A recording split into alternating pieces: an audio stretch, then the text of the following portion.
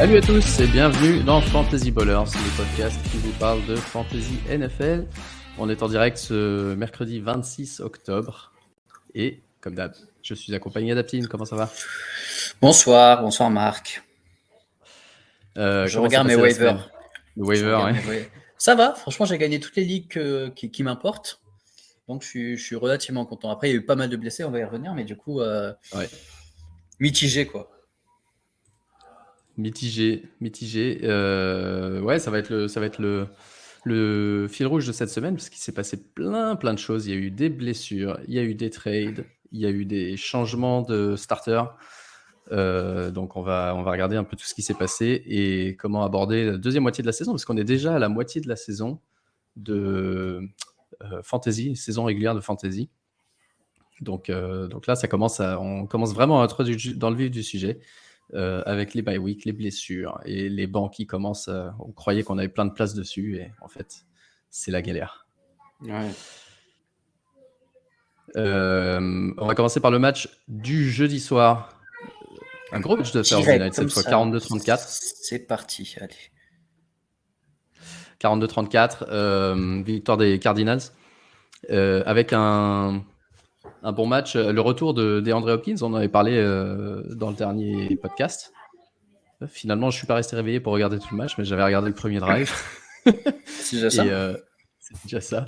Et notre ami Kyler Murray qui a passé son match à regarder DeAndre Hopkins comme à la bonne époque, ce qui était un peu moins bien. D'ailleurs, Hopkins qui a joué pas mal de snaps dans le slot. On sait que dans cette offense, c'est le slot receiver qui est pas mal targeté. Et du coup, c'était aux dépens de Rondale Moore et de Zach Ertz un petit peu.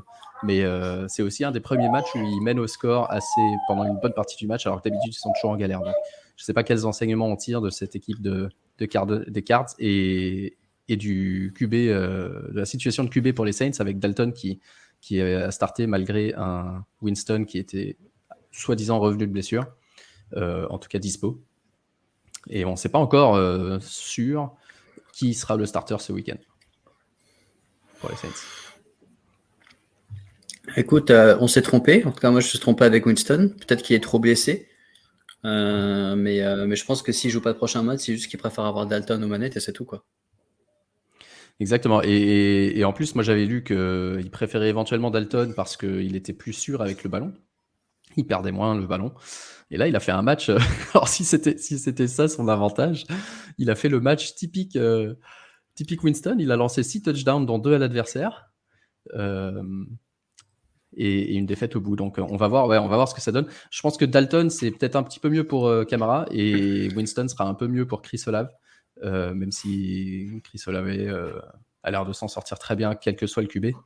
Mais en tout cas, ça va être marrant de regarder avec les retours de blessures de Landry, de Mike Thomas un jour. Voir comment évolue cette team. Ouais. Et côté Cards, il n'y a pas énormément de choses à dire de plus, à part le fait que tant que James Conner est absent, Ino Benjamin fait le taf. T'es en mute, hein, je ne sais pas si tu essaies de dire un truc. Non, j'ai pas parlé parce qu'il y a un peu de bruit derrière moi, mais Okay, pour ça, je faisais des grands hochements de tête. Grand hochement de tête. Alors, c'est dimanche, on va commencer avec Baltimore contre Cleveland, ce match de division. Et le retour de Gus Edwards, qui a été annoncé de retour peu de temps avant le match, puis starter. On n'a pas eu les all flop, all top. Non, j'ai pas eu le temps de faire le all top, D'accord. all flop, all start Cachoutier, cette semaine. il dit même pas à nos auditeurs, ils pensent qu'ils sont dupes et tout. D'accord, ok.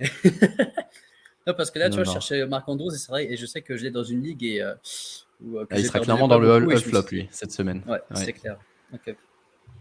D'ailleurs, on n'a pas le all flop, mais il y a NFL Fantasy qui fait un peu la même chose que nous. Ils choisissent pas toujours les mêmes joueurs, mais j'ai vu leur équipe du all flop cette semaine et l'équipe entière marque 6 points fantasy.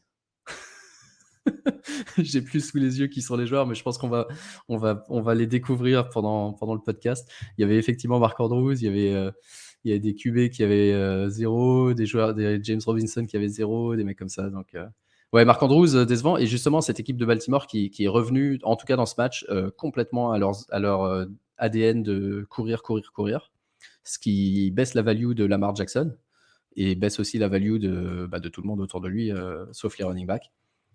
Et voilà, à voir si c'est un match un peu particulier pour eux ou est-ce que parce qu'on sait que Bateman revenait de blessure, Andrews s'était pas entraîné beaucoup pendant la semaine. Mais il est possible qu'ils reviennent un petit peu à cet ADN qui leur permet de pas trop perdre, d'éviter de perdre le ballon. On sait que la semaine dernière et pas mal de fois cette année, ils ont perdu des matchs un peu bêtes. Mais là, en tout cas, ils ont gagné 23-20. Côté Browns, chaque semaine se suit et se ressemble. C'est la même chose, c'est les mêmes joueurs. Et il y a juste à noter la blessure de David Njoku. Et donc, potentiellement, Harrison Bryant, qui pourrait être un tight end à starter. Parce que cette semaine, j'ai oublié de le dire, mais il y a 2 équipes en bye, donc c'est pas énorme, mais c'est les Chiefs et les Chargers. Donc, l'objectif de notre semaine, ça va être de trouver qui remplacer pour Pat Mahomes et Travis Kelce et Justin Herbert et Gerald Everett éventuellement, parce que c'est un tight end 1. Donc, Bryant peut être une option éventuellement. Je sais pas. Je pense qu'il y a pas mal de tight end qui sont bien devant. Engram, je pense à Engram là tout de suite. J'ai l'impression que c'est plus une valeur sûre parce que j'ai Oui, l'impression totalement. Engram, mais je pense qu'il est dispo dans moins de ligues. Mais effectivement, Engram est une option et on verra qu'il y en a pas mal d'autres. Bryant, dans les ligues où les gens sont accrochés au tight end, pourrait être certainement dispo quasiment partout et peut-être utile. Les Panthers contre les Bucks. Alors ça, c'est le premier match. Je veux avoir ton opinion sur cette belle performance des Bucks qui perdent 3-21 contre l'équipe des Panthers qui a tradé McCaffrey et qui fait tout pour tank cette année et qui sort de ce match de division vainqueur. Et je crois qu'ils sont invaincus dans la division, non? C'est ça? Je sais même pas. De mémoire, de mémoire, ils sont invaincus dans la division. Et surtout, ils battent les Bucks qui ont des ambitions de playoff. De Super Bowl. De Super Bowl, ouais. Donc, à part, on reviendra un petit peu sur les Panthers dans 2 minutes, mais qu'est-ce que tu penses des Bucks? Parce que ça fait plusieurs matchs que leur offense est balbutiante, et là vraiment, c'était pire que jamais. Franchement, moi, je trouve ça. C'est ce que je kiffe avec la NFL, c'est que il y a un play qui peut te changer, mais vraiment toute la philosophie, toute la tête du match. Et en fait, je crois que c'est peut-être premier ou deuxième drive, balle dans le deep, Mike Evans tout seul, grand drop. Et je pense qu'il marque ce TD, il peut vraiment pilonner au sol et pouvoir, on va dire, un peu gérer. Donc je pense que si Mike Evans met son TD, pour moi, ça peut être le score inverse. Un 21-3, mais pour Tampa Bay. Sauf que derrière, ils arrivent à marquer assez facilement et ils arrivent à rien. Vraiment à rien. Et moi, du coup, je me fais beaucoup de soucis. En une semaine, tu vois, comment je retourne vite ma veste. Mais non, parce qu'au final, on se disait, tu perds quand même d'affilée les Steelers et les Panthers, tu vois. C'est pas les Steelers et les Panthers d'il y a 4 ans. C'est pas rien, ouais, c'est ça. Avec du coup PJ Walker et la semaine dernière, c'était Trubisky. Ouais. Pour une équipe qui joue le titre. Donc, ce qui se passe, je ne sais pas. Mais je commence à me poser pas mal de questions. Et aussi, en termes de value, à part Evans, je trouve que c'est quand même assez moche. Et tant que, un peu comme les Rams, hein, pour moi c'est un peu le même syndrome, mais tant qu'ils ne retrouvent pas leur jeu, on ne peut pas compter sur le jeu au sol qui, d'habitude, des équipes fortes, tu vois, te ramène entre 10-15 points par match. Donc, bon, la Fournette, je pense que c'est peut-être son deuxième match qui rate un peu cette saison. Il a été relativement bon, mais c'est juste toute l'offense qui ne passe pas. Même les matchs où il était bon, c'était surtout sur des petites passes courtes plutôt que sur son jeu, son running game habituel. Et effectivement, il perd un peu de snap. Là, il partage de plus en plus. Je crois que c'était du 60-40 avec Rachaad White. Et le jeu à la passe n'est pas vraiment passé par eux cette fois-ci. Donc, très inquiétant, effectivement. Je pense que Tom Brady, on ne peut pas vraiment lui faire confiance tant qu'il ne nous montre pas 2 matchs d'affilée qui tiennent la route, quoi. Ouais.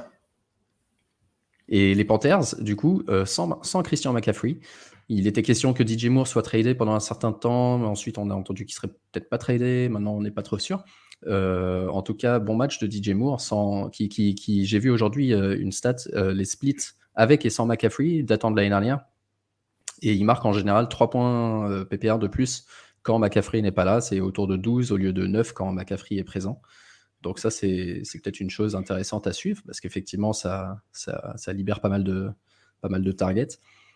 Et surtout, que faire du running, du backfield Ouais, ça c'est la question. Exactement, avec tous les deux, Chuba Hubbard et Deontay Foreman, qui ont fait des excellents matchs. Un petit peu plus de carry pour Foreman, et surtout des big plays qui ont à la fois aidé dans la réalité et pour son score fantasy. Le touchdown pour Hubbard, qui s'était un petit peu blessé à la cheville, mais je crois que finalement ça va. Donc toi, si tu as le choix, lequel des deux tu prendrais pour remplacer, en running back, parce que je pense que c'est des running backs qui sont startables en fantasy. J'irai sur Foreman parce que je me dis juste qu'il a plus dans les matchs, enfin, dans les saisons récentes, donc surtout celle de l'année dernière, c'est lui qui avait beaucoup marqué. Et on sait que quand le running 1 était blessé, il était au Titan, non? Il a été au Titan il y a 2 ans, et l'année dernière, il était. Ou alors peut-être qu'il a commencé la saison au Titan et qu'il a fini au Panthers. Parce que je sais qu'au final, il y avait Et un il a fait les gros deux, ouais. running qui Ouais, était ouais. tombé et qu'il faisait les mêmes scores que lui. C'est ça. Et arrivé dans cette équipe maintenant, la logique voudrait peut-être que ce soit plus Hubbard parce qu'il est plus jeune et Ouais, plus on se dit d'upside, quand même que peut-être. Foreman peut avoir une petite value, etc. pour un trade, etc. Mais moi, je verrais plus Chubbard pour l'année prochaine, très très gros temps de jeu et même stats tout court.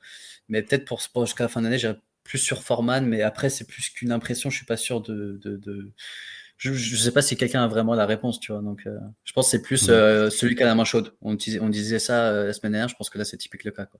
Ouais, probablement. À noter quand même que Foreman, l'année dernière, a joué 5 ou 6 matchs, je crois, sans McCaffrey en fin de saison. Et pendant ces 5 ou 6 matchs-là, il avait fini, je crois, je ne sais plus exactement, mais c'était dans le top 15, en tout cas. Clairement dans le top 15, et je crois même que c'était peut-être dans le top 12 sur ces matchs-là.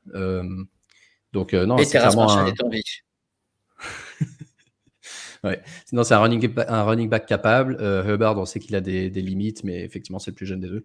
Donc, ça va être marrant de regarder comment ça évolue, avec potentiellement le retour aussi de Sam Darnold bientôt, peut-être de Baker Mayfield aussi. Donc, on va décider qui start en QB entre les trois. Mais je crois que c'était justement Franz, un fan des Panthers, qui nous racontait qu'ils n'avaient pas forcé sur Mayfield parce que je crois qu'ils perdent un choix de draft ou quelque Oui, chose. s'il joue trop de matchs, ouais, trop de snaps ou trop de matchs, ouais, ils perdent un truc, donc ils vont peut-être pas insister. Donc, ouais, exactement. Ouais.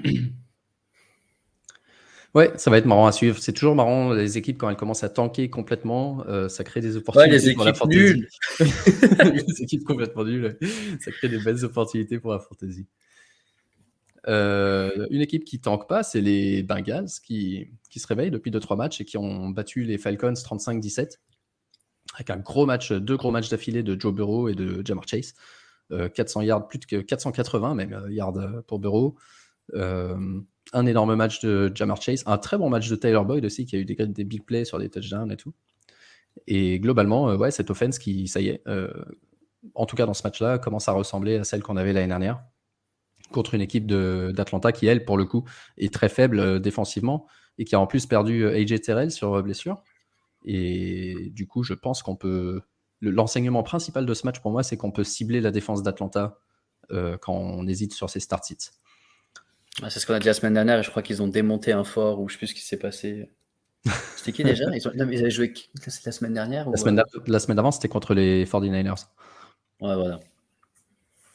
Mais les 49ers, ils ont une offense chelou. On en parlera tout à l'heure, mais c'est vrai que ils ont une offense intéressante. En tout cas, ouais, bon match de tous les Bengals et pas besoin d'en dire grand-chose. Match très étrange de la part d'Atlanta, offensivement, dans lequel ils sont menés de 10 points pendant quasiment tout le match. Je crois qu'ils ont fait juste un 3 and out quand il y avait match nul, et tout le reste, ils ont été menés de 10 points. Et malgré ça, ils ont couru pour 70% de leur snap. Et ils ont 2 receveurs qu'ils ont draftés les 2 dernières années dans le top 10. Et Ouais. ils sont 4 targets à eux deux dans ce match. Non, 4 réceptions, je crois qu'ils ont eu 6 ou 7 targets. Donc ouais, un style de jeu assez étrange qui leur a permis de gagner des matchs, effectivement, parce qu'ils font pas trop de turnover, mais qui, quand ça marche pas, on se demande un peu ce qu'ils font et pourquoi ils font aussi peu jouer leurs 2 stars. Est-ce que c'est parce qu'ils n'ont pas confiance en Mariota? Est-ce que c'est une question de style de jeu? Est-ce que le coach a peur de prendre des branlées s'il joue de manière un peu trop agressive? Je ne sais pas. En tout cas, c'est très mauvais pour la value fantasy de Drake London et de Kyle Pitts. Et je ne suis pas sûr qu'on puisse starter un Falcon aujourd'hui. Non. Dallas-Détroit. Celui-là, j'ai pas trop vu d'ailleurs ce match. Mais l'offense de Détroit qui faiblit depuis 3-4 matchs après un très bon début de saison. Et dans ce match-là, qui n'a rien produit. Match très très long et très compliqué pour Jared Goff. Qui, il faut dire, il est privé de DeAndre Swift. Et côté Dallas, c'est ça, alors c'est un peu notre fil rouge, mais Elliott, il est toujours là. Il est Parce qu'il met ses pas marrant. TD, hein. Ouais, exactement. Il met ses TD, il est intelligent dans sa manière de jouer. Il est pas rigolo à regarder parce qu'il n'a pas la vitesse. On a l'impression qu'il est lent et pâteau, mais il est vraiment intelligent dans sa manière d'utiliser les blocs et le running game, et avec Prescott en plus. Je pense que Elliott, une fois de plus, va nous faire mentir et va rester dans le top 12-15 pour le reste de la saison. Est-ce que tu penses que c'est vrai ou faux? Vrai ou faux, Elliott sera RB1 rest of the way si Prescott se reblesse pas? Non, je vais quand même dire non parce qu'en fait, il est trop dépendant. Non, mais c'est dans une offense pareille avec un Pollard qui est pour moi aujourd'hui, je ne vais pas dire meilleur, mais totalement différent et qui colle plus au jeu, qui marche aujourd'hui. Vraiment, en fait, Elliott est trop dépendant des touchdowns et en fait, là, tu vois, il en met 2 et il met que 17 points. Donc, tu vois, c'est-à-dire que sur ses autres carries, il se passe rien. Ouais. Et là, ça, en plus, c'était un match un peu pour lui parce que c'était vraiment un match où tout passait au sol, etc. Mais je sais pas, en gros, je me dis, c'est typique le mec, tu te dis, au moment où tu t'enflammes, tu te dis, c'est bon, c'est un RB1 de sûr, il va te mettre 5 points en ayant 15-20 carries. Donc, ça, c'est pas impossible. Et vraiment, il faut regarder que tout le boulot est fait par toute l'offense. Et sur les 2 yards, on va lui donner. Donc, bien sûr, on prend. Mais pour moi, il me faut un peu plus pour que j'ai confiance. Ouais. Non, moi je pense que aussi ennuyeux qu'il puisse être à regarder, il va effectivement, il aura toujours suffisamment de volume et suffisamment de, disons, de carry dans des endroits qui comptent, sur la goal line, sur des positions importantes dans le match pour que ça vaille la peine. Et l'autre, pardon, Pollard, je pense que lui, Pollard, il aura plus de hauts et de bas. Il aura des matchs où il sera Ouais, bien bien sûr. meilleur, il va taper 27-28 points, parce qu'en plus, il aura des réceptions, des trucs comme ça. Puis d'autres matchs où, comme il a fait il y a 2-3 fois, il y aura 2-3 et ça va être un petit peu plus, un peu plus volatile. Ouais. J'ai pas trouvé Prescott ouf, visuellement en tout cas. Les ballons qu'il envoyait, je les trouvais pas Ouais, tendus, pas des très super conservateur, décisions. ouais. En plus, au début, il était vraiment, oui, enfin, il avait vraiment été mis en galère par la défense de Détroit. Je crois qu'il s'est fait saquer 2 fois déjà par le rookie, assez rapidement dans le match. Donc, il gagne, tant mieux. Mais je pense qu'il a besoin de reprendre de ses reps. Et CeeDee Lamb qu'on attend encore, hein. Oui, CeeDee Lamb aujourd'hui. Tu Je vais prends le voir combien numéro de il est. Dez, mais après, il faut assumer un peu, hein, je suis désolé. CeeDee Lamb, il en est où là en fantasy sur la saison?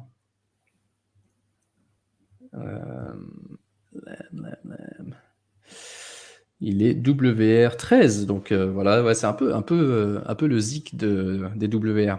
Mec, on croit qu'il fait vraiment une mauvaise saison et puis finalement il est pas si nul que ça, mais il est pas non plus, c'est pas lui qui fait gagner des matchs, quoi.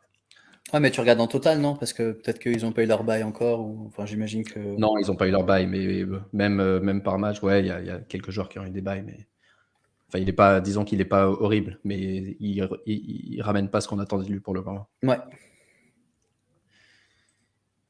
Alors, Giants contre Jags, avec une nouvelle fois une victoire des Giants dans le 4e quarter, 23-17, un match qui s'est fini tard dans le red zone. Je crois on était déjà passé au match de 21h qu'ils étaient au début du 4e quarter.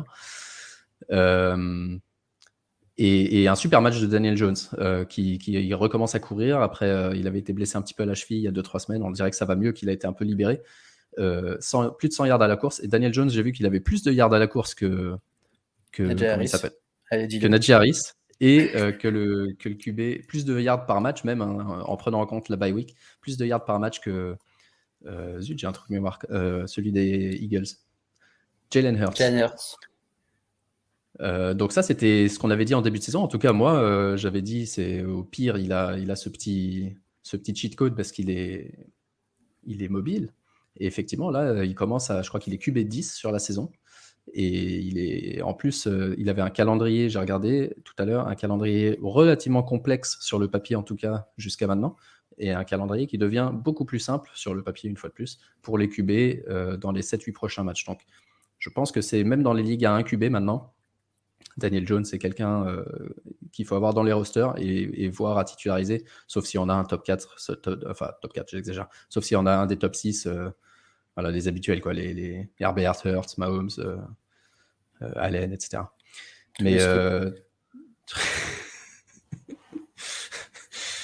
et un autre joueur qui est intéressant côté Giants, Wan'Dale Robinson, qui continue à augmenter son rythme de jeu, son nombre de snaps, son nombre de targets, etc., qui fait encore un match sans touchdown cette fois-ci, mais 6 réceptions, 50 yards. Et d'ailleurs, sur la saison, on a gagné 6 matchs. On n'a aucun receveur qui a plus de 200 yards sur la saison pour le moment. Donc, Old school. c'est old school, vraiment old school, ouais. Côté Jags, on a retrouvé un peu Christian Kirk et c'est là qu'on va parler de notre premier trade important de la semaine. Suite à la blessure de Breece Hall dont on va parler dans une minute, les Jets n'ont pas hésité, n'ont pas attendu et ils ont fait un trade pour James Robinson qui a quasiment pas joué dans ce match. Alors, est-ce qu'il a pas joué parce que du coup il était déjà dans des offres de trade, dans des rumeurs, les gens se demandaient un petit peu et du coup ils voulaient pas qu'il se blesse? Est-ce qu'il a pas joué simplement parce que de toute façon les Jags commençaient à mettre Travis Etienne en avant? On sait pas trop. Mais il n'a pas eu de carry dans ce match. Et du coup, Travis Etienne, RB1 dans cette équipe, et potentiellement pour la fantasy, parce qu'on a toujours aimé son potentiel à Travis Etienne. Dans ce match, il a eu son premier touchdown de carrière, et je pense qu'il peut être lancé. Ça peut être le genre de mec qui booste vraiment le niveau de ton équipe fantasy jusqu'à la fin. Ouais. Alors, franchement, Travis Etienne, pour les personnes qui l'ont, RB1 jusqu'à la fin de l'année. Travis Etienne ou Zeke Elliott en trade? Il est largement, c'est même pas comparable. Largement Travis Etienne, ok. Largement Travis Etienne. Oh. Tu m'aurais dit peut-être un autre mec, Cook. Même Cook, tu vois, déjà, je trouve ça c'est déjà un peu plus équilibré. Dalvin Cook? Ouais. Ouais. Ouais, ça c'est intéressant d'ailleurs parce que Dalvin Cook reste encore et toujours sur ma sell list, même si c'est un petit peu plus difficile parce qu'ils étaient en bye, non, la semaine dernière, les Vikings? Ouais. Ils n'ont pas joué, ouais, donc du coup, ils sorti Ils un ont petit peu survécu sans Justin Jefferson. Ouais. Quand les joueurs sont en bye, j'ai l'impression qu'on les oublie, tu sais. Ils jouent pas pendant 10 jours, on sait même plus qu'ils existent. Et Evan Engram, tu en as parlé tout à l'heure, commence à avoir un très bon plancher, sans marquer de touchdown. Il a des targets, des réceptions, donc c'est le genre de joueur, effectivement, si vous avez besoin de remplacer un tight end, allez sur Engram. J'essaie de regarder s'il y a autre chose. Est-ce que tu veux parler de James Robinson aux Jets maintenant ou on attend d'être sur les Jets? Non, vas-y, de toute façon, je parlerai pas de lui, mais vas-y. Tu parleras pas de lui, ok. Est-ce que tu as une opinion sur. Non, moi, j'en ai pas spécialement. Est-ce que tu penses. Donc, Breece Hall. Attends, je regarde si pas tout hasard, c'est pas les Jets après. Non. Breece Hall s'est blessé pour le reste de la saison, au moment où il commence à devenir vraiment fort. Ouais, enfin, personne n'est jamais revenu d'une déchirure des croisés en pleine saison. Mais oui, techniquement, je pense que c'est pas sûr. Mais... Ouais. Parce que là, on a mis que sur l'IR. Hein. Oui. Disons que c'est pour la saison. Et dans la foulée, ils ont fait un trade pour James Robinson. Est-ce que tu penses que James Robinson est capable... Alors, non, je ne vais pas poser la question de cette manière. À quel niveau penses-tu que James Robinson peut être capable de remplacer Breece Hall? Ou est-ce qu'il est juste là pour de la profondeur et que Michael Carter va être le RB1 de l'équipe?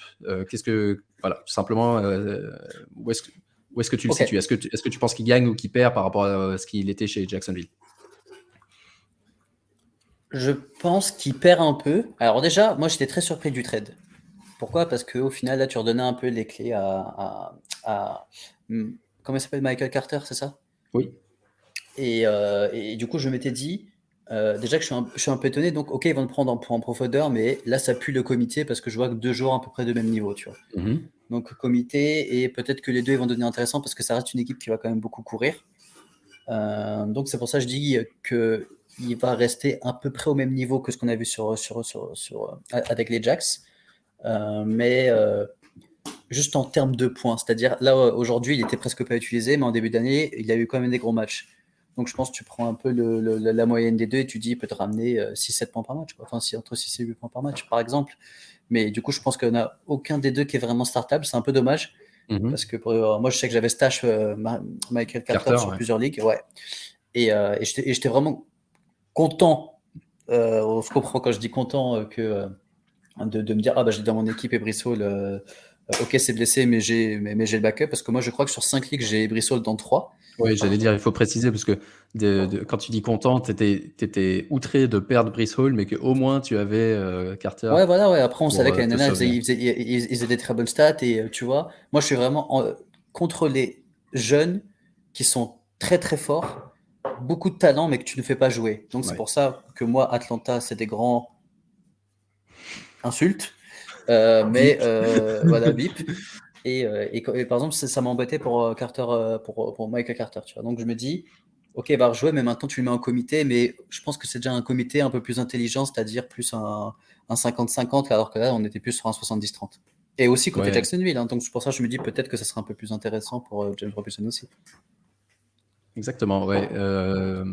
Parce qu'effectivement, Brice Hall, il est quand même largement supérieur en talent à Michael Carter et James Robinson. Et donc, du coup, il commençait à s'imposer. James Robinson, lui, il fait ce qu'il fait, mais il n'a pas trop la vitesse, il n'a pas vraiment l'explosivité pour les big plays. Michael Carter, j'ai toujours bien aimé aussi, mais manifestement, les Jets lui font pas confiance pour avoir un rôle plein. Et surtout, les Jets, pour le moment, gagnent grâce au fait qu'ils courent avec un jeu au sol intelligent. Et quand ils avaient Flacco qui lançait 45 ballons par match, ils perdaient. Donc, je pense ils ont tout fait pour essayer de maintenir, de maintenir le jeu au sol. En attendant de reparler des Jets, Green Bay contre Washington, ça devient critique pour Oh, Green Bay. Ça devient critique. Très bon match d'Aaron Jones, donc j'imagine que tu étais satisfait par ça. Est-ce que oui. tu profites de ce match pour essayer de le sell high, ou est-ce que tu penses que c'est le début du comeback pour lui? Début du comeback, pourquoi? Parce il avait disparu, Pas c'est du juste qu'il est comeback. Bah, il régulier, avait un mais petit peu disparu les 3-4 derniers matchs. Euh, non, non.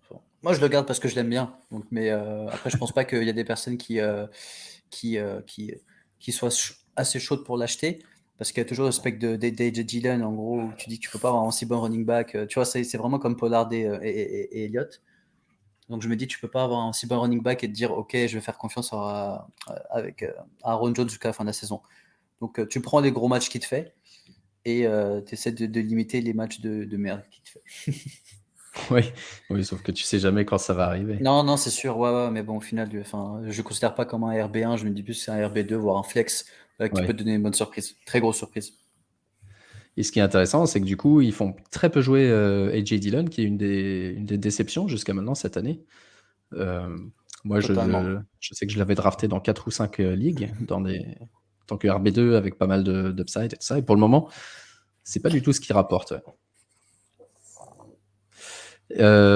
Côté Washington, c'est Heineke qui a pris le start à la place de Wentz. Il a un petit peu galéré au début, il a lancé un Ouais. pick six, il a failli envoyer plusieurs autres interceptions. Finalement, il s'est un petit peu calmé et il a pas trop mal joué. Et surtout, c'est ce qu'on avait dit, potentiellement, il va raviver Terry McLaurin, et ça a été le cas, avec 73 yards, un touchdown.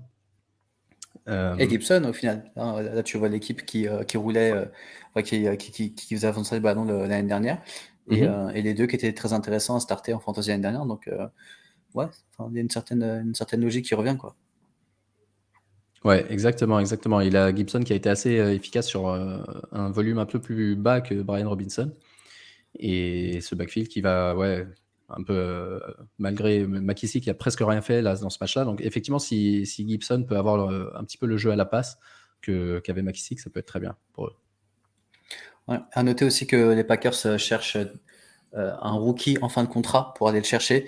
Parce que c'est cette attaque, je pense que si tu fais rien, c'est sûr à certains qui vont. Je ne sais même pas s'ils font les playoffs. Alors que pour moi, ils sont vraiment à une, deux pièces d'être contender en NFC, quoi. Donc ça serait vraiment bête de pas faire un coup Rams ou un peu SF, tu vois, d'essayer de se dire, ok, ben, je lâche des pics, mais au moins, euh, euh, je, je, je mets les bons éléments autour de Rodgers. Et franchement, je pense Absolument. as vraiment deux éléments à ajouter pour en refaire un contender. Ouais, ouais, absolument. Et d'ailleurs, Rodgers qui a aussi dit que les gens qui faisaient des erreurs mentales vont commencer à perdre des reps, sans citer qui que ce soit. Mais c'est vrai qu'ils ont vraiment besoin d'un joueur un petit peu expérimenté. Même pas expérimenté, juste bon. Ouais, ouais, c'est ça, juste bon. Ouais, ouais. Parce que là, Green Bay, je sais pas d'ailleurs, contre qui il Sammy joue cette Watkins, semaine. il m'avait l'air super fat. Hein.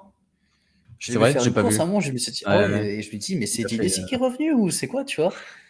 Et je me disais, ah non, non, c'est Watkins et tout. Je crois qu'on lui envoie une balle, il s'arrête un peu avant la fin, ça siffle une passe interférence sur lui ouais. inexistante. Et après, il se part rentrer, ils disent, ouais, non, non, non, there's no foul on the play et tout. Le mec, la balle, elle est à 20 yards de toi, tu vois. Donc, Non, c'est clair, c'est clair. Non, mais ils ont vraiment besoin d'un receveur parce que Lazare en plus s'est blessé. Randall Cobb était déjà il est out pendant quelques semaines. Potentiellement Christian Watson pourra pas jouer non plus, donc ça commence à faire beaucoup pour eux. Deux matchs pas très intéressants. Tennessee contre les Colts, avec une victoire de Tennessee au bout et 10 points pour les Colts. Tu as écrit en plein milieu du match pour dire deux choses. La première, c'est Matt Ryan, il s'est joué que quand je joue contre lui. c'est Et la vrai. deuxième, quelques minutes plus tard, ok, c'est bon, les Colts, je sais plus quelle formule tu as utilisé, mais J'ai dit les, qu'officiellement, je déteste l'équipe des Colts. tu quoi? Que je détestais l'équipe des Ah, Colts c'est ça, ouais, officiellement. je déteste officiellement l'équipe des Colts. Ouais. Je rappelle le contexte, tu as Taylor dans deux de tes ligues, c'est Ouais, ça?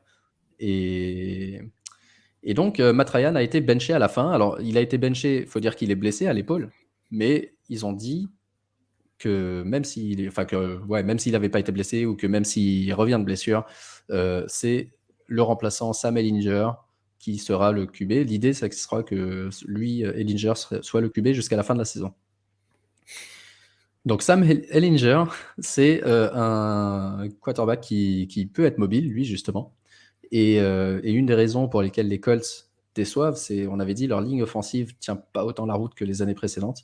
Et Matt Ryan n'a pas beaucoup de temps pour faire des passes. Et lui, on sait que Matt Ryan, pour le coup, en tout cas, il n'a jamais été, et encore moins à son âge, il n'est pas mobile du tout.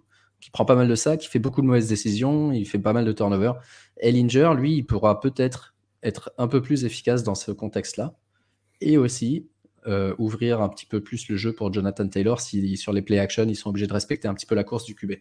Donc espérons, croise les doigts, espérons pour les managers de Jonathan Taylor que ce soit le cas. Ça sera peut-être un petit peu moins bien par contre pour Michael Pittman et Paris Campbell qui commençaient à vraiment sortir du jeu. Et Alec Pierce aussi, le rookie. Côté Tennessee, je pense que c'est Derrick Henry Show et strictement rien d'autre. Ne startez pas un autre joueur de Tennessee. Profitez de Derrick Henry et suivez quand franchement, même moi, peut-être. Woods, je le start toutes les semaines en me disant, mais non, là, c'est bon, il va me ramener un petit 12 points, quelque chose. Même moi j'ai arrêté, je l'ai dans quelques ligues comme tu le sais. Je crois qu'il est partout sur le banc, voire c'est toujours le mec qui est sur la bulle. Tu sais, quand je commence à faire mes waiver claims, je dis bon, c'est qui? Bon, bah, allez, c'est Woods qui saute. Et puis finalement, il reste parce que j'ai pas eu le claim. Et la semaine d'après, je me redis la même chose. Je comprends très bien. Ouais, c'est juste à surveiller potentiellement une petite blessure pour Ryan Tannehill à la cheville.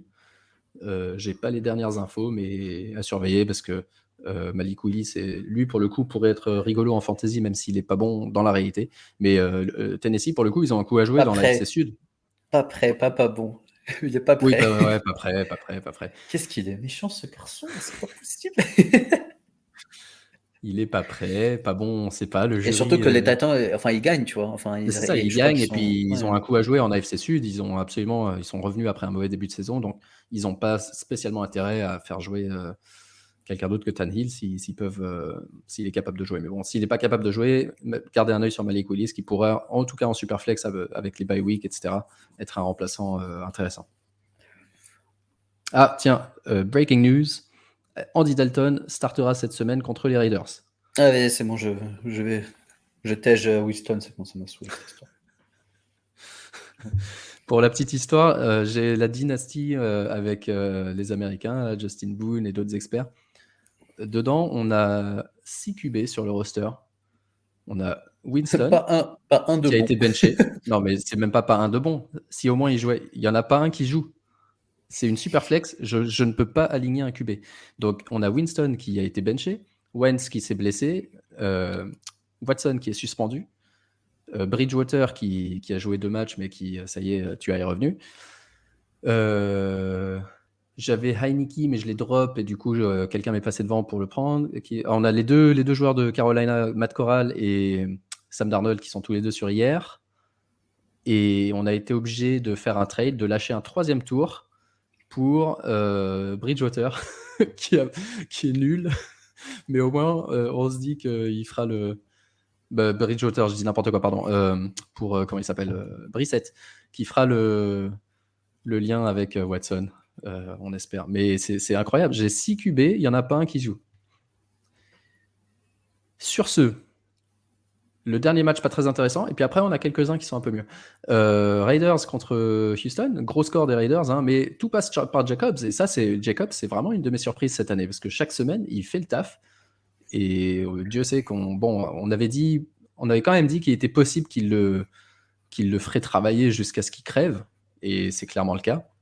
Mais même en faisant travailler jusqu'à ce qu'il crève, je pensais pas qu'il ferait ces résultats-là. Et vraiment, il donne tous les espoirs qu'on avait il y a 3 ans. Et on se demande presque, ça aurait pu être Nick Chubb quoi, pendant 3 saisons, le mec. Et au lieu de ça, il nous mettait des Kenyan Drake, il nous mettait des DeAndre Washington, qui d'autres, Jalen Richard, je crois. Jalen Richards, etc. C'est des mecs, tu as même pas un doll sur eux quand ils sont sur le waiver. Les Jalen Richard, etc. Ouais, c'est ça. Tu mets 0 et à contre-cœur parce que tu es obligé de dropper un mec. À part ça, il n'y a que Davante Adams qui est vraiment utilisable dans le jeu à la passe, malgré l'absence du tight end Darren Waller. Hunter Renfro n'a pas été à la hauteur d'un start en fantasy. Donc, pas grand-chose à dire.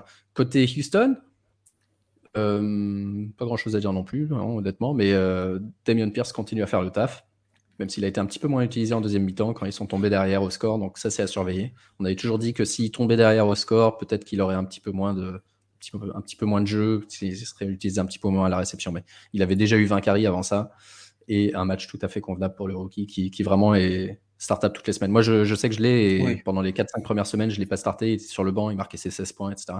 Maintenant, pour moi, c'est mon RB2, et je vais le starter toutes les semaines. Est-ce que tu as entendu une rumeur de trade concernant Brandin Cooks ou pas?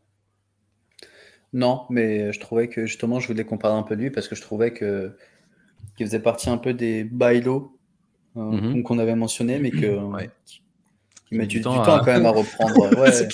Il reste bien le, low. le Bien bailo, low. on est low. Effectivement. Et j'ai pas trop entendu de rumeurs de trade. J'ai juste lu à un endroit, mais sans pouvoir vérifier, qu'il avait été question d'un trade. Et s'il est tradé, juste un petit peu sur Nico Collins. Packers. Ouais, Packers par exemple, ouais, potentiellement. Même s'il voulait un gars sur son rookie deal.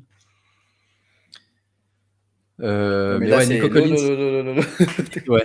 Nico Collins, un joueur que j'aime bien, qui s'est un petit peu blessé dans ce match-là, donc c'était pas son meilleur match, mais surtout si Cook s'en va, ça pourrait être le mec qui profite dans cette offense. Ouais. Alors, des matchs un petit peu plus intéressants, parce qu'en tout cas, plus à dire. Jets, Broncos. On a parlé un petit peu des Jets tout à l'heure, on a parlé de leur running game, mais on n'a pas parlé de leur passing game et de Zach Wilson. J'ai entendu des bruits, de plus en plus de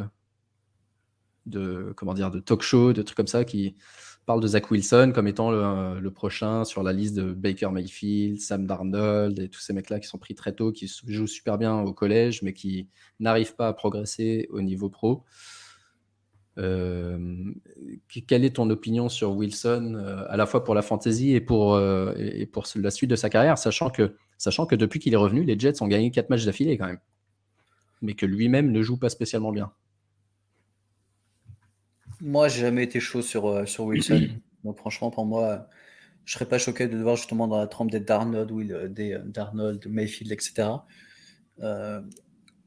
Qu'il soit là ou qu'il soit pas là, je pense pas que ça change drastiquement l'équipe. Pour moi, tu mets Flacco, je pense qu'il gagne quand même. Sauf que maintenant, tu perds Brissol. Donc, ouais, ouais. j'allais dire à condition que Flacco joue, parce que quand Flacco jouait, il faisait 40 passes par match. et ils perdaient les matchs avec des turnovers, des Parce trucs que comme ça. tu n'avais pas encore d'identité dans cette équipe. C'est ça, exactement. Donc, à condition que Flacco revienne et garde cette identité, on est d'accord. Ouais. Bah, après, maintenant, le problème, c'est qu'ils ne peuvent pas garder l'identité quand tu perds ton RB1, tu vois. Donc là, tu Bien repars sur un sûr, bien comité sûr. d'RB. Je pense que là, justement, ta réponse, tu vas l'avoir dans les 2 prochains matchs. Est-ce que Wilson peut un minimum porter une équipe qui tient? Parce que franchement, ils ont une belle équipe cette année. Ou en fait, il n'est pas fait pour les Jets. Il va essayer de se retrouver dans les Miami Dolphins ou je sais plus, une équipe un peu qui non mais tu vois qui peut typiquement prendre un mec pour dire bah on va Tampa Bay essayer. après la retraite de Brady, peut-être. Peut-être, mais en tout cas, enfin moi j'ai jamais été chaud sur lui et je trouve que malgré il a eu des blessés, hein. Franchement, il y a eu beaucoup de blessés sur les 2 années où il était là. Mais quand tout se passe bien, je trouve qu'il n'arrive même pas à montrer vraiment un mec. Enfin, il n'arrive pas à se montrer serein ou vraiment faire Ouais, il progresse jouer pas vraiment, ses quoi. Il progresse receveurs. pas. On Non, a, on a l'impression que le jeu n'a pas vraiment c'est ça. Ouais. ralenti encore pour lui et c'est toujours un peu la galère. Bon, écoute, il Et avait ralenti pour Justin Fields sur un match de pré-saison, donc c'est tout. Il s'est arrêté là. ouais, mais Fields, on va regarder ça tout à l'heure. Fields, pour le coup, depuis ça fait quoi maintenant 3 matchs qu'il commence à être un petit peu mieux. Mais juste pour rester sur les Jets rapidement, Elijah Moore était absent parce qu'il était puni, je pense, pour avoir demandé un trade.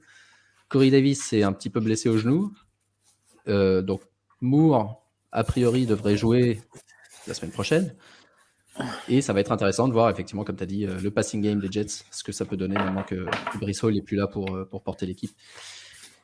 Côté Denver, on a vu une apparition de notre ami Jerry Jeudy, 7 réceptions, 96 yards, un bon match avec Brett Rypien en QB.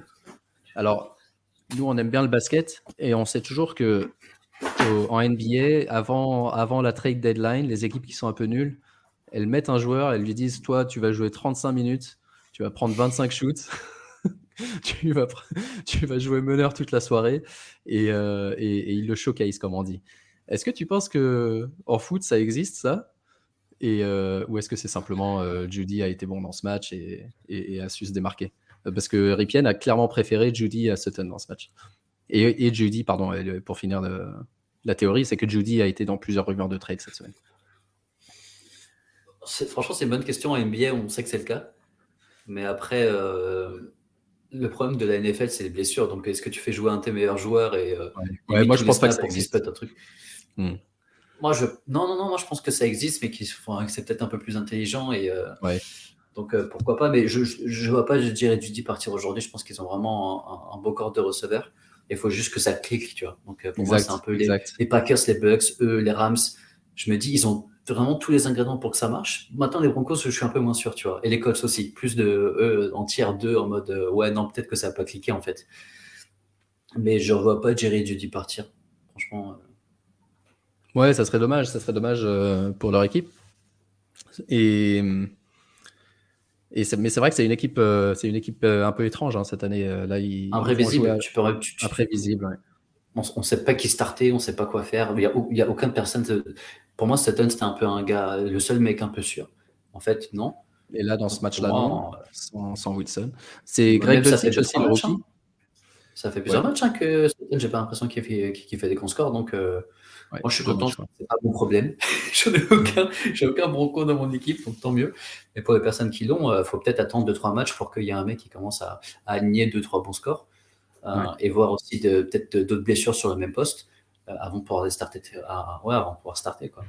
Mais sinon, moi, après, je ne sais pas comment tu peux avoir confiance dans ces joueurs.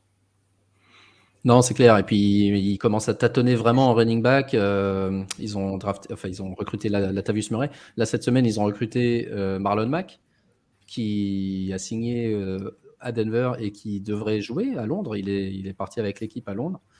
Donc, il s'attend à jouer. Il y a un match à Londres cette semaine? Je ne savais même pas. Donc, ouais, il y a du coup match à Londres entre les Broncos. Tu m'as pas invité? Non, parce que c'est Wembley. Nous, on est devenu snob maintenant. On va plus à Tottenham. D'accord. Broncos contre Jags cette semaine. Donc attention, j'en profite, on le dira surtout sur Twitter pour pas que les gens se loupent, mais il y a changement d'heure ici, mais pas aux US, et il y a match à Londres. Donc ça veut dire 14h30, je dirais, en France. 13h30 ici. Tu te réveilles le dimanche, tu prends ton café, ton Nutella et NFL. Exactement. Donc ouais, à voir un petit peu comment ça évolue tout ça et puis surtout si Russell Wilson joue cette semaine, ça peut moi je pensais qu'il risquait de ne pas jouer parce qu'ils ont la bye week juste après. Apparemment, lui, il voudrait jouer, donc à voir, à voir. En tout cas, pour moi, Ripien ne fait pas partie de ces QB que tu peux plugger, même si j'ai essayé de le faire la semaine dernière dans une ligue. Je préfère un PJ Walker ou Sam Ehlinger surtout. Je pense que Sam Ehlinger, ça peut être un mec qui a une sneaky value en fantasy s'il commence à courir un petit peu. Les Chiefs contre les 49ers. Hein. Ce match-là, on va y passer un petit peu de temps. Et d'abord, je voulais te féliciter, Aptine, parce que il y a 2 ou 3 semaines, tu m'as dit Juju, ça va être le mec qui va sortir du lot. Et Juju, c'est le mec qui commence à sortir du lot vraiment de manière régulière, même si là, on a 3 touchdowns pour Hardman, mais ça compte pas parce que c'est tous les 3 sur des espèces de jet sweep. C'est pas vraiment dans le... C'est le genre de stat, faut pas trop s'y fier en se disant wow, ça y est, Hardman il est sorti du lot, etc. C'est assez particulier. Par contre, Juju, c'est 7 réceptions, 124 yards, ça c'est pas du chiquet. Exactement, c'est pas du chiquet. Donc d'abord il y a ça, et la deuxième chose c'est qu'ils ont annoncé un changement de starter running back en disant que le rookie Isaiah Pacheco allait starter, ce qui a à mon avis généré une sorte de surcorrection dans le sens où tout le monde s'est dit waouh, le mec le plus ajouté sur les waivers, on le start, c'est un RB2 le reste de la semaine, etc., le reste de l'année. Puis finalement c'est quand même Edward Seller qui a eu son touchdown. Donc est-ce qu'on commence à y voir un petit peu plus clair de cette équipe des Chiefs ou tu es toujours un petit peu dans le brouillard, tu es toujours sur Kelsey, éventuellement Juju, et puis on ne sait pas trop. Kelsey, on n'en parle même plus. Mais Mahomes qui alterne quand même des très bons matchs et des moins bons matchs. Là, il m'a 44 points, mais globalement bon. Parce que mais tu vois, en fait, il force vraiment pas sur son jeu. Hein. Ouais. Là, tu vois, en fait, justement, les trois TD qu'Hardman y met, normalement, c'est plus des plays pour à la passe de Mahomes, tu vois. Donc là, c'est qu'il franchement grande maîtrise du match, ça s'est vu. Ils n'ont pas eu besoin de forcer, il n'a pas eu besoin de mettre plus de TD. Je pense que même Hardman, ça lui a fait du bien parce que tous les receveurs marchent à la confiance, donc pour lui, c'est super. Juju a vraiment l'air d'un numéro 1, ça fait plaisir. Mm-hmm. Moi, cette histoire de running back, de toute façon, c'est pas un problème que je voulais avoir, donc j'ai aucun running back de Kansas. On a un petit peu rapidement oublié que Andy Reid c'était un adepte du committee. Un rigolo. Un rigolo. Ouais. Et en fait, pour le coup, moi, quand j'ai vu qu'il y avait un changement de starter, je me suis dit, ok, ils vont vraiment utiliser Pacheco sur beaucoup de snaps. Et en fait, non. Si par exemple je l'avais, je pense que je l'aurais starté, j'aurais pété mon câble pour dire, t'es sérieux, tu startes, il marque 44 points et le mec, il en met 4. Donc c'est abusé et tout. Donc je suis content que ce soit pas un problème. Mais non, côté Kansas, Juju, tu le startes. De toute façon, je pense que maintenant que les bails, t'as pas trop le choix. Les autres receveurs, j'ai un peu plus de mal. Sky Moore, on sait même pas où il est. On était tous super hypés de se dire ok, ils ont perdu Tyreek Hill qui prenait 10 targets minimum par match, c'est lui qui se rapproche le plus, même si Hardman il peut faire le taf, mais Hardman il n'a pas fait le taf quand il le pouvait. On va chercher un mec qui a un nom stylé, qui a un jeu stylé, dans une équipe stylée. Tout le monde est parti chercher super-héros, le mec il est inexistant, je crois. En retour de punch, je crois que mec, en plus de ça il est super mauvais, c'est là où tu peux te montrer un peu, il est pas bon. Donc droppable pour les personnes qui l'ont encore. Et pour l'instant, pour moi, il n'y a vraiment que ces trois. Du coup, Mahomes, aucun running back. Peut-être LR en tant que flex, parce que s'il ramène toujours un TD, on prend. Et Juju. Je suis en train de regarder les scores de Sky Moore depuis week 1, du coup, parce que c'est drôle. 3,5, 0, moins 2, 4, 2,5, 2,9 et moins 2. Non, les moins 2, en gros, c'est un fumble perdu sur un retour de punt, du coup, j'imagine, et qu'il n'est pas du tout utilisé dans le reste du jeu. C'est incroyable. Alors, avant de parler... Vas-y. Non, j'allais dire, je pense que ce que tu voulais vraiment discuter pendant le match, c'est les Niners. Mais alors, justement, avant de parler de SF, quelques breaking news, parce que là, c'est magique. On est en train de faire une émission... de vraies breaking news, pas quelques breaking news. On va faire une émission de radio, les gars. Mac Jones a pris 90% des first team reps dans le practice d'aujourd'hui et devrait starter. Non, et va starter contre les Jets. Et va starter, d'accord, ok. Parce qu'avant l'épisode, je regardais et il disait que Belichick ne voulait pas donner de starter. Exactement. Bon, après, c'est pour le faire starter, pour sortir au bout de drive. Une source. Ouais, source. Après, c'est pour le bencher au bout de drive. Ouais, c'est ça. Deuxièmement, pour Thursday Night Football, pas d'entraînement pour Mark Andrews de nouveau, donc attention. Et troisièmement, un blockbuster trade. Les Bears trade pour le pass rusher Robert Quinn. Non, pardon. Ils trade le pass rusher Robert Quinn aux Eagles. Waouh. Mais non. Ok, donc la meilleure équipe de NFL s'offre un les pass services rusher d'un star. des meilleurs défenseurs. Ouais. Ouais. Bon, après, Quinn, ça faisait plusieurs années qu'il n'était pas bon. Hein. Donc, il a fait beaucoup de bruit l'année dernière, mais Ouais. peut-être qu'il est un peu plus rentré dans le rang. Ok. Bah, ok. Mais il lâche quoi? Parce que quand même, c'est énorme. Il a quoi, pardon? Il lâche quoi Pour le moment, on ne sait pas. Ça, c'est littéralement, ça vient de break sur mon portable il y a à peu près 30 secondes pendant que j'étais en train de parler de Mac Jones. Ok. Sur ce, les Niners, c'était les breaking news de la semaine dernière. Trade pour Christian McCaffrey. On en a rapidement parlé dans notre nouvelle émission du vendredi matin, enfin du vendredi après, même sur Twitter Space, qu'on vous invite à suivre si vous voulez nous entendre encore plus que le mercredi. Et du coup, on avait parlé un petit peu de McCaffrey et on a un avis légèrement différent sur les performances, notre prévision des performances de McCaffrey pour le reste de la saison. Alors, je te laisse commencer parce que tu as écrit que pour toi, il finira pas RB1. Alors, je pense pas qu'il finisse RB1, mais en tout cas, je le vois avec des stats bien moindres que ce qu'il avait aux Panthers. Et je parle même pas je parle pas du tout de ses stats de l'année dernière où il était extrêmement fort, mais juste cette année où on le trouvait, je sais pas, il était ranké combien, mais je pense qu'il y avait quand même 5 ou 6.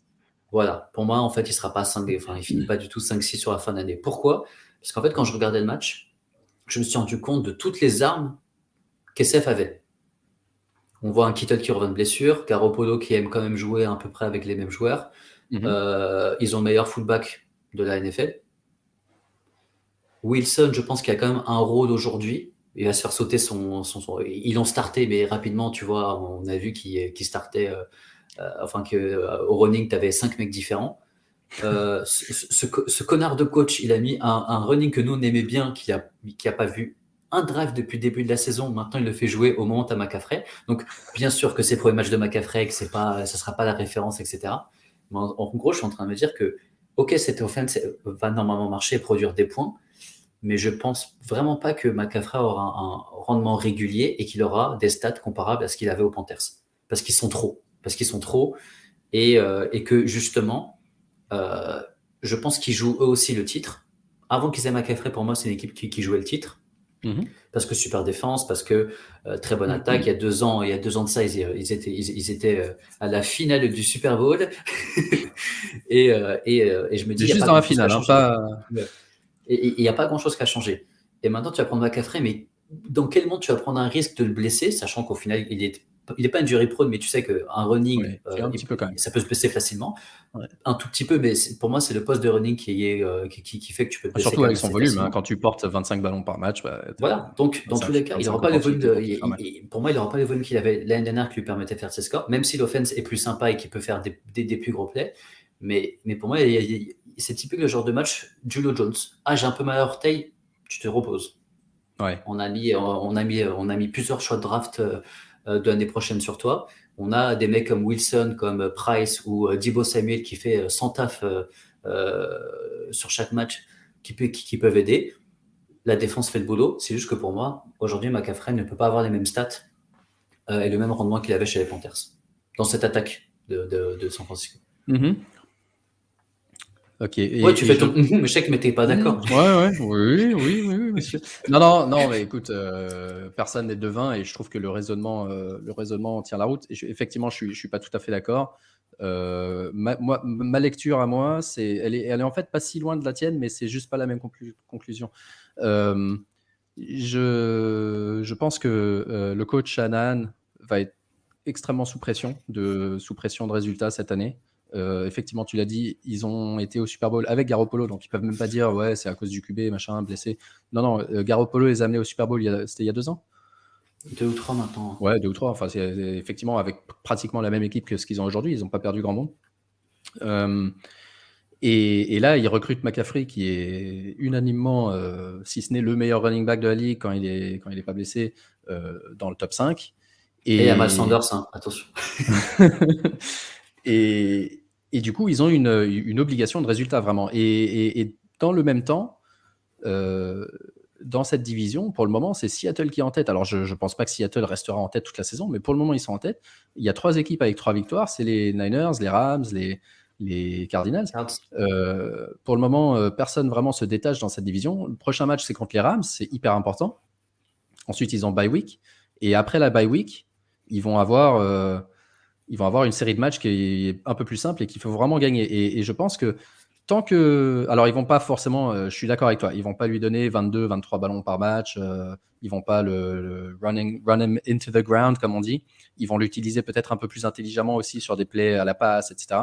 La différence, c'est que même avec 20 ou 25% de volume en moins par rapport à Carolina, les opportunités, la qualité des opportunités qu'il peut avoir dans cette offense, dans la red zone, sur justement des petites passes, des trucs comme ça, je pense que lui, il va trouver son compte. Et s'il y en a un qui risque de perdre un petit peu, selon moi, c'est plutôt Deebo Samuel qui perdrait, non pas parce qu'il va perdre du volume à la passe, etc., mais plus parce qu'il va être, lui, pour le coup, un petit peu moins utilisé dans ce rôle de running back. Il était déjà un petit peu moins utilisé que l'an dernier. Et à mon avis, avec McCaffrey en plus de Wilson, avec Mitchell qui revient dans un mois, avec le rookie, tu l'as dit, Davis Price et le fullback, etc. Enfin, il y a suffisamment de gens pour porter le ballon maintenant dans cette équipe, je pense, pour pas risquer de blesser Samuel, pour donner McCaffrey dans des espaces un petit peu comme Barclay. Tu vas pas lui dire, vas-y, tiens, prends le ballon et fonce dans le tas.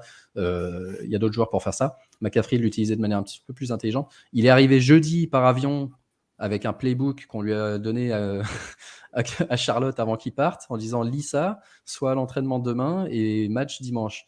Donc je trouve ça déjà pas mal qu'il ait eu 8 carries. Ils ont arrêté, il a eu surtout 8 carries très rapidement. Ils ont donné un petit peu plus le ballon à Wilson une fois que le match était hors de portée. Donc je ne suis pas spécialement inquiet par ce match. Et surtout, les Niners, ils ont, même si on sait que c'est frustrant, ils ont Mitchell qui a été RB1, ils ont Wilson qui a été RB1 quand Mitchell n'est pas là. Donc je ne vois absolument pas pourquoi McCaffrey ne pourrait pas être dans le top 6, simplement de manière un petit peu différente. Ça sera pas... Peut-être son plancher sera peut-être un peu inférieur, je ne sais pas. Mais ça ne sera pas 25 carries, ça ne sera pas le mec qui, même dans un match pourri où on n'a pas entendu parler de lui, il ressort avec ses 16 points. Il sera peut-être un peu plus touchdown dépendant, mais il aura plus d'opportunités pour les scorer, je pense. Sur ce, je l'ai dans 4 ligues. Venez me voir si vous voulez l'acheter après après avoir dit ça. Ok, et 3 matchs encore. On va passer rapidement. Seattle, du coup, contre les Chargers. Belle victoire de Seattle, encore, qui vraiment surprend cette année avec Kenneth Walker qui va être un league winner s'il continue à jouer comme ça. Il va faire gagner des matchs. Je ne sais pas si tu m'entends, Aptine. Est-ce que les autres m'entendent? Zinkou, est-ce que tu peux confirmer qu'on m'entend, les gens qui nous suivent dans les commentaires? Parce que Aptine a des problèmes, c'est peut-être de mon côté. Kenneth Walker qui va faire gagner des matchs fantasy et des saisons fantasy, hein, pour ceux qui l'ont. Et sinon, à part ça, c'est surtout par lui que ça passe. Hein. DK Metcalf s'est blessé d'ailleurs dans ce match, blessé au genou, mais apparemment il pourrait jouer. S'il ne peut pas jouer, Marquise Goodwin sera une bonne option. Ah cool, on m'entend. Tu m'entends, Aptine? Ouais, c'est bon, je change de casque, okay, une batterie sur l'autre. Et côté Chargers, encore une défaite décevante. Hein. Ces Chargers qui ont vraiment, c'est d'année en année, vraiment l'équipe qui, chaque fois, on a plein d'espoir et ils nous déçoivent. Et dans ce match, Mike Williams a bien joué, mais il s'est blessé à la cheville. Alors, ils sont en bye cette semaine. Il va certainement rater la week 9 aussi, donc ça va faire 2 semaines pour toi sans Mike Williams.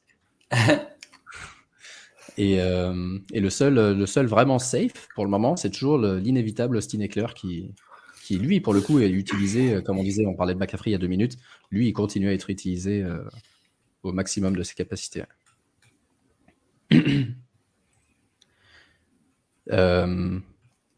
Donc du coup, Keenan Allen est revenu, mais il a un petit peu joué, mais Mike Williams va rater le match après. Je crois que le troisième receveur, Josh Palmer, lui aussi s'est un peu blessé. Donc voilà une équipe qui a vraiment besoin de la bye week pour se remettre et essayer de revenir week 9 avec des meilleures dispositions. Je sais pas si Aptine, tu voulais parler des Seahawks. J'avais dit rapidement, j'ai parlé de Kenneth Walker surtout, mais Non, pas grand-chose à dire sur eux. alors, je te laisse parler du Sunday Night Football entre les Steelers et les Dolphins.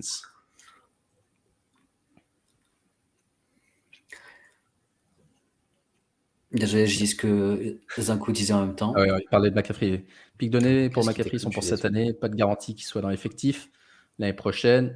Et ils vont l'utiliser jusqu'à la moelle cette année, surtout en étant à 3-4. Donc lui, il est Moi, carrément encore plus que moi. Lui, il dit non, le volume va être. Ils vont le run him into the ground. Moi, je prends les paris. Je pense qu'il y a un petit trade McCaffrey et Zeke contre deux mecs que toi t'aimes bien, Artine, qui peut se préparer. Ça y est, Fantasy Fumble qui nous rejoint. Et Fantasy Fumble, tu peux pas trouver un autre moment que mercredi 21h pour faire ton émission. Ça fait. J'aimerais bien écouter l'émission, mais ça fait 5 ans que nous on fait mercredi 21h et vous avez choisi pile ce moment-là pour faire le vôtre. Salut Fantasy Fumble. Donc ouais, vas-y, Aptine, je te laisse parler de Pickens. Pardon, Pickens, je dis n'importe quoi. De Pittsburgh contre Dolphins. Alors, je sais pas si tu m'entends parce que mon casque il lâche un peu. Ouais, je t'entends, ouais. Ouais, écoute, je vais essayer comme ça. C'est bon? Ouais, bah c'est parti. Bah pas grand-chose à part qu'on n'a pas de QB et qu'on sait toujours pas avancer la balle. On avait parlé de Claypool la semaine dernière, qui avait un peu sorti un gros match, mais je pense que et ça je l'ai déjà dit plusieurs fois, mais tant que Matt Canada est notre coordinateur offensif, il n'y a pas grand-chose qui va se passer. Je pense qu'on a déjà fait une croix sur la saison. Le seul truc positif, c'est qu'il essaye au moins de tenter des trucs jusqu'à la fin de l'année et donner un peu plus la balle à ses skill players. Pour moi, skill player, hormis Najee Harris, donc essayer justement de faire un peu grandir son QB avec Pickett, avec les targets qu'il a autour de lui, parce qu'ils vont avoir ce groupe pendant au moins 2-3 ans maintenant, entre Pickett, Pickens, Pat, Jonathan Johnson et peut-être au moins Claypool sur une saison. Après, je pense que ce dernier va être tradé peut-être off-season ou peut-être cette saison. Mais au moins essayer, tu vois, de construire un truc et d'essayer justement de donner assez de reps et de ballons pour faire grandir un Pickett et voir si dès l'année prochaine on draft un QB ou pas, parce que je pense on sera quand même assez haut sur la draft. Donc dès maintenant se dire qu'est-ce qu'on fait pour l'année prochaine. Maintenant en termes de fantasy, Najee Harris c'est une catastrophe. Je crois que j'ai même tweeté un truc qui montrait qu'il avait moins de rushing touchdown que des mecs éclatés, enfin des QB éclatés, moins de rushing yard que le QB des Giants. C'est plein de petits trucs comme ça, mais qui montrent que tu peux être l'un des meilleurs running back peut-être de la NFL en termes de talent et travailler pour un connard qui ne sait pas t'utiliser avec pas une bonne ligne offensive. Même si je pense que là, pour le coup, c'est vraiment le coach offensif qui utilise extrêmement mal le bon groupe de jeunes qu'on a. Au moins, essayer de les faire grandir ensemble et tenter des trucs, parce qu'ils tentent rien. Yes. Et côté Dolphins, on a eu de nouveau, toujours, on commence à vraiment connaître l'identité de ces Dolphins avec Mostert qui est le RB1, les deux receveurs qui vont avoir tous les deux du volume, et Tua qui est revenu et qui donne un petit peu d'assise à cette équipe. Mais surtout, ouais, l'enseignement vraiment principal, maintenant ça fait plusieurs semaines, Raheem Mostert, c'est votre gars et vous pouvez plus que le starter toutes les semaines. Je pense que ça va être vraiment tant qu'il se baisse pas, qu'il garde ce volume, ça va être. Par contre, il faut se tâcher Edmonds. Hein. Il faut vraiment se tâcher Edmonds. On sait exactement comment ça peut se passer avec Mostert. Lui, il est vraiment injury prone pour le coup. Et on sait qu'Edmonds peut faire le taf d'un bon RB2 quand il est starté et quand il a vraiment le rôle de titulaire. Yes. Sunday Night Football pour finir, Bears contre Pats. Sous une pluie battante, si je dis pas de bêtises, en tout cas il pleuvait fortement avant le match, avant que j'aille me coucher. Et du coup, les Bears, c'est l'équipe qui joue très bien sous la pluie. Mais plus sérieusement, ouais, Justin Fields, on en parlait rapidement tout à l'heure, plusieurs matchs qui commencent à jouer un petit peu mieux, qui commencent à être efficaces, suffisamment efficaces, disons, à la passe pour que ses yards à la course en face de lui un bon joueur fantasy. Je l'ai ajouté dans une ligue ou deux en tant que backup, justement dans des ligues où j'ai Tom Brady, dans des ligues où j'ai Ouais, des gars comme ça. Geno Smith. Il y en a une où j'ai Tom Brady. Bah, c'est avec toi d'ailleurs, Aptine, celle où on joue avec les défenseurs aussi. J'ai Tom Brady, Geno Smith et je crois que c'est dans celle-là que j'ai ajouté Justin Fields pour complémenter les deux. Le running game, Herbert Montgomery, ils avaient dit on donnera le ballon à la main chaude et c'était Montgomery pour commencer, mais Herbert de plus en plus au fur et à mesure que le match avançait. Donc on l'a dit plusieurs fois, mais moi je vous recommande vraiment d'avoir Herbert dans votre roster. Qui peut être un league winner si jamais Montgomery est benché ou blessé et qui commence même à avoir une value comme ça, standalone, s'ils font vraiment un comité 50-50. Côté Pats, difficile de se faire une idée. Mac Jones benché assez rapidement après une interception. Bailey Zappi qui joue, qui n'a pas extrêmement bien joué. Et je sais qu'on avait eu cette conversation aussi la semaine dernière. Et dans notre groupe sur WhatsApp, il y a pas mal de gens qui disaient non, il faut que ça soit Zappi le titulaire. Apparemment, ça va être Mac Jones cette semaine, mais je pense qu'il est un petit peu sur la corde, sur une short leash, comme on dit en anglais. Sur la corde raide. La corde raide, ouais. Une courte laisse. Côté running back, Stevenson va être le RB1, je pense. Là, dans ce match, c'était retour de Damien Harris, de blessure, et en plus un script très négatif. Donc, ça explique un petit peu la performance de Damien Harris. Je pense pas qu'il fera 1,5 toutes les semaines, mais je serais assez inquiet si je l'avais. Ça sera, je pense, maintenant Stevenson, le mec à starter jusqu'à la fin de la saison. Donc voilà, on a fait le tour de Week 7, place à Week 8, qui a donc, je le répète, les Chiefs et les Chargers en bye. Tiens, la semaine dernière, d'ailleurs, on avait... est-ce qu'il y a des retours de bye intéressants, des joueurs qui reviennent? Je suis pas sûr. Oui, enfin, il y a des équipes qui reviennent, mais je ne sais pas s'il y avait des joueurs blessés dans ces équipes-là qu'on attend... des gros changements, des choses comme ça, je suis pas sûr. Et Vikings, non. Et d'autres, je ne me souviens plus qui c'est. Non. Et donc, du coup, on a Ravens-Bucks pour commencer le jeudi, et ça tombe bien, puisqu'on vient de nous poser la question, on en a vite fait parler, mais effectivement, peut-être qu'on est passé un peu vite dessus, sur le backfield des Ravens, une des situations les plus difficiles à démêler. Ouais, perso, je la trouve pas si difficile à démêler que ça. Dobbins est blessé pour au moins 5-6 matchs, donc ça c'est clair. Justice Hill, c'est un mec qui joue bien, mais sauf qu'il a fait un fumble très coûteux et que du coup il va peut-être être mis de côté. J'étais un petit peu surpris moi-même que Gus Edwards, de retour de blessure, ait un si gros volume dès le départ, mais on savait que si c'était pas dans ce match, ça serait en tout cas dans le match suivant. Même à l'époque où il y avait Dobbins, Edwards est au moins dans leur tête l'égal de Dobbins en termes de volume. Donc ouais, Aptine, je sais pas ce que toi t'en penses, mais pour moi, Kenyan Drake, ça a toujours été plus le mec, il a fait des scores parce qu'il a eu les opportunités, mais c'est pas du tout leur plan de jeu de faire jouer Kenyan Drake. Ils aiment bien Justice Hill, ils aiment beaucoup Gus Edwards, ils ont toujours adoré Gus Edwards, et pour moi, tant que Dobbins est blessé, ça va être lui le RB1.